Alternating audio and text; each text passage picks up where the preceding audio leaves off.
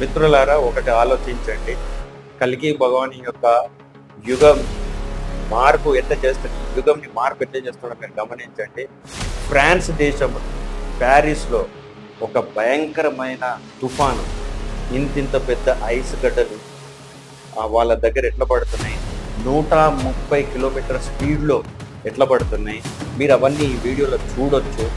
అయితే కల్కి భగవాన్ యొక్క యుగం యొక్క మార్పు ఏ విధంగా జరుగుతుందో మీరు ఈ వీడియో చూసి తెలుసుకోండి. ప్రతి దేశంలో జరుగుతుంది.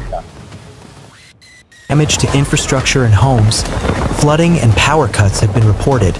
They added more, with water leaking through the ceiling mid-session, prompting firefighters to investigate and ministers to suspend a debate on the Middle East crisis.